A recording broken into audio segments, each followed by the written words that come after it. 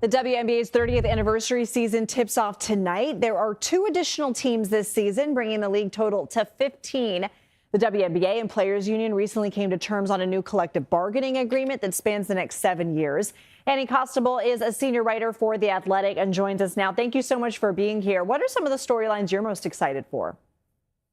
Oh my gosh, where to start? There's so many. I think for me, the most intriguing thing is all of the movement that took place in free agency and how some of these players are going to work on their new teams. I think also when you look at the 2 expansion teams in Portland and in Toronto, how they piece together these rosters and whether or not they're really going to live up to the history that was made by the Valkyries last season. You know, that's now the standard. The expectation for expansion teams is, okay, the Valkyries made it to the playoffs, like it's certainly attainable. So the question of whether or not these 2 teams will, and then of course, you know, these historic salaries and how that's going to elevate the game overall, not only in terms of, you know, the players who are committing to play in the WNBA from an international standpoint, but also the development at a young age in terms of this now being a very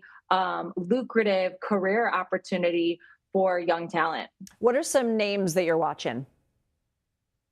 Yeah, I think for me, some of the names that immediately jump off the table are Alana Smith in Dallas, how she's going to work with, Paige Beckers. I think that was a huge signing for the Wings in terms of turning them into a playoff contender. Then when you're in LA, you think about Nneka Ogwumike rejoining her Sparks team, the team she won a championship with, was an MVP with. And then you head back to the East and you're thinking about Angel Reese in Atlanta and whether or not she's going to be a player that gets that team over this first round playoff hump that they've been struggling to surpass, and whether or not she really is the missing piece in a championship there. Then you head up to New York and it's Satu Sabally and how she is joining a, already, tight group in Brianna Stewart, Sabrina Ionescu, Jonquel Jones.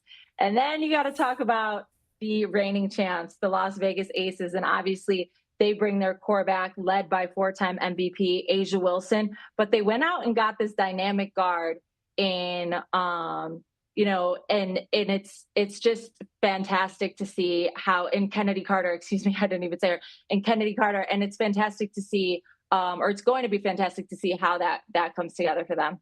You're making me excited, Anna Costabile. Thank you so much for joining us. Yeah, of course.